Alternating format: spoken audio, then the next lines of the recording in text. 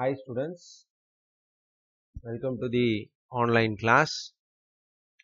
So in this video we are going to discuss about chapter 17, computer ethics and cyber security. So this is the last video of this lesson.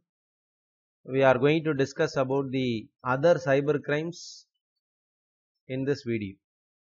So in the previous video we discussed about some list of cyber crimes which is happening in this world. So now in this video we are going to discuss about software piracy. So what does mean by software piracy? Software piracy is about copyright violation of software created originally by an individual or an institution. So we are going to violate the copyright of an individual or an institution.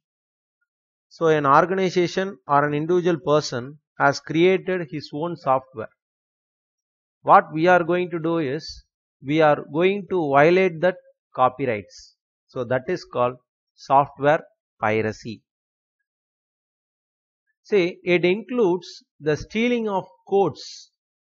So the person who is doing the software piracy, he used to steal the code in the sense source code. We can call it as program. So it includes the stealing of codes, programs and other informations.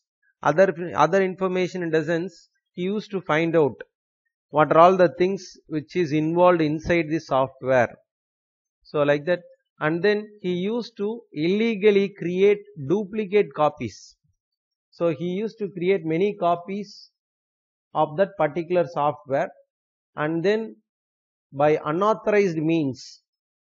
So he used to utilize that particular data and unauthorized without the authorization of a person or an individual or an institution. So without their knowledge he used to duplicate many copies. So duplicating the copies of the software and then he used to sell it. So we can say for past 3 years or 3 to 4 years before we can see they used to sell some CDs. The movies will be they used to sell in CD. So they used to call it as black market. They used to call it as thrift VCD.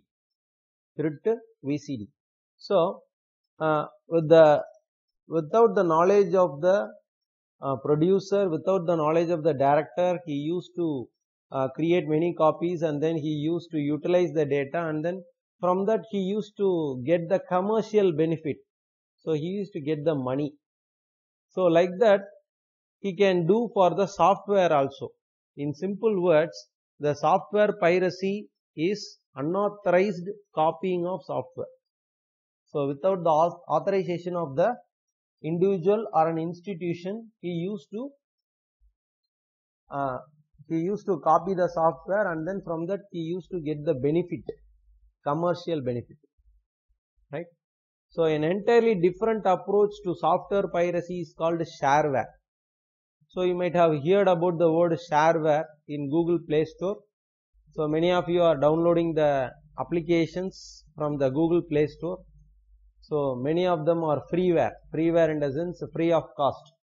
But some of the applications are shareware in the sense we used to purchase those applications with money. So we want to pay the money. So an entirely different approach to software piracy is called shareware. This acknowledges the futility of trying to stop people. So why they have gone for the shareware technique is so that the people will stop copying software, duplicating the software, so that the people will be honest. They used to purchase those softwares or any applications by paying the money. So whenever we pay money, we used to be very truth, right? Shareware publishers encourages. So shareware publishers are encouraging the users to give copies of programs to friends. So the shareware users also, they can give copies to the friends or to the colleagues, but they want to regularly pay a registration fee for the software to the author. So that is what they have given. So give copies of programs to friends and colleagues, but ask everyone who uses the program so to regularly pay the registration fee to the author directly, right? So this software piracy, whenever they are doing these types of programs in an illegal manner, so commercial programs that are made available to public illegally. So many softwares you can see now, you can download it from the internet. So then and there it is downloaded. You can see Adobe Illustrator, Adobe PageMaker, Adobe Photoshop, and then Microsoft Office, Windows 10, Windows 8.1. Now many of them, they are using only the pirated softwares. Pirated software means duplicate softwares. Nobody is using the genuine software, that is the original software. Because we want to pay money. Everybody will ask a question. See, I am getting the software in a free manner, then why I want to pay? Whenever the software or whenever a particular thing we get it free, then why I want to give money? So somebody is giving me in a free manner, then why I want to pay and then get it? So this is where the piracy starts. The piracy starts from this place. So this is what here they are calling it as wares. Commercial programs that were made available to the public in an illegal manner. So this is often called as wares. Can you understand, students? So now we are going for the next term, unauthorized access. So what is meant by unauthorized access? So unauthorized access means when someone gains access to a website. So we are going to gain access to a website or a program or a server or any service or any other system by breaking into a legitimate user account. So without the knowledge of the customer, without the knowledge of a particular person, you are going to access his system. You are going to access his account, his software. For example, you are going to your friend's house without the knowledge of your friend. If you are accessing his system, without the knowledge of your friend, you are accessing the internet like Wi-Fi. If you are accessing your friend's bank account, then those types of things is called unauthorized access. So when anybody is giving the password and user ID, if they ask you to access, then that is called an authorized one. So they are giving you permission to access. So that is called authorized. Unauthorized in the sense without the knowledge of the user. Right? See here some example is given here. For example, if someone tries by guessing a password or the username for an account that was not theirs. So they are not accessing their account, they are trying to access somebody's account by guessing the user ID and password because he is well known to him. So he know all the information about him. So by knowing all those information, he is trying to access his bank account or his computer. It may be anything. So why they are gaining the access means it may be for thrill purpose or else it may be for commercial benefit. So this thing is called unauthorized access, accessing others' account without their knowledge. So for this purpose only, to prevent the unauthorized access, we have some techniques, that is called firewalls, intrusion detection systems, virus, content scanners, patches, hotfixes. So if anybody is accessing the system or a website or any account without the knowledge of the user, so they can find out through these types of things: firewalls, IDS, intrusion detection system, content scanners, patches, hotfixes, and then using the virus. Can you understand, students? So now we are going to see about the next term, next cybercrime, that is hacking. Hacking in the sense, it is an intruding. Intruding means we are going to access another computer, somebody's computer or somebody's system without the knowledge of them, without getting the permission of the owner. Without getting the permission of the owner, without their knowledge, you are going to access the computer. Why they are accessing the computer means they used to steal the data. They used to steal the data. So it is also gaining unauthorized access to a computer system and altering its content. For example, you and somebody is working, X and Y person are working in the company. X and Y person is working in a company. So X is getting more and more rewards from the company. X is getting more and more rewards from the company because of his hard work and smart work. But Y is not getting those things. So what he is doing is, without the knowledge of the X person, he is accessing the X system and altering the content which is inside the system, so that the system may crash or else the program may not work in a proper manner. Can you understand, students? Hacking in the sense, you are going to access another some other system without the knowledge of them. Why you are doing all these things is, you are going to steal some personal data, or else you are going to alter the content of the system. So for that only I told, X person is getting more and more rewards from the company. Y is unable to get those things.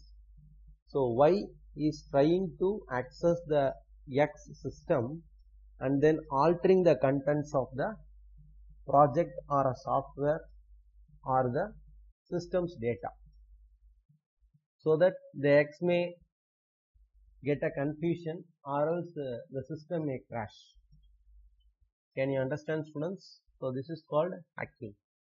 So why they are doing these types of things? It may be done in a pursuit of a criminal activity, or it may be a hobby. So why they are doing is, it is a pursuit of a criminal activity. So they used to do some criminal activities, or else it may be a hobby. Some of them, they used to see other system. They used to get all the data from other system. So it may be their hobby, right? And then hacking may be an harmless one if the hacker is only enjoying the challenge of breaking the system. Hacking may be harmless. When it is harmless means the hacker is used to enjoy the challenge. I can break the system, so I can guess the user ID and password, and then I can get into the system. So it can be taken as a challenge, and then he used to enjoy, and then he used to do that. So that type of things are harmless. But such ethical hacking should be practiced only in the controlled experiments. It should be practiced only in a small manner. It should not be in a larger thing. It should be only in controlled with one or two systems. Okay. But if you are hacking, if you are trying to steal others' data from a system, then that is harm. Can you understand, students? Then that is called, it is called as unethical hacking. It is not ethical hacking. It is not ethical hacking. Now we are going to come to the last topic in this video, that is cracking. So what is mean by cracking? Cracking is where someone edits a program source so that the code can be exploited or modified. So more or less the cracking and hacking means the same, but here cracking in the sense, we are going to edit the program code, we are going to edit the source code, and then we are going to modify it, then that is called cracking. So the person who is doing the technique cracking is called cracker. The person who is doing this is called as cracker. He can be called as black hat cracker, black hat or dark side hacker. He can be called as black hat or else we can call it as white dark side hacker. So he is a criminal hacker. He is very malicious. He is a threat to the society. He is a threat to the society. He can be called as black hat or dark side hacker. So cracking, in a sense, he is trying to get into the computer system in order to steal or corrupt or illegitimately view the data. So what are all the data the system contains, he used to see, he used to view, and then he used to steal some data, maybe the personal details of a person or else the account details. After getting those account details, he used to blackmail. So stealing the data, corrupting the data, so modifying the data, that is called corrupting. So changing the data, changing the bank account details, so like that. So a cracker is someone who breaks into someone else's computer system, often on a network. So he used to break into another system with the help of the network. With the help of the network, he used to enter into someone else's computer system. He used to bypass the password or license in computer programs. So without entering the password, he used to get into the computer. That is how it is possible, means he used to create such program. With that help of that program, he used to bypass the password. With the help of the software, he used to bypass the software password or license. So without giving the license key, we are able to install the software. So like that we used to bypass the passwords.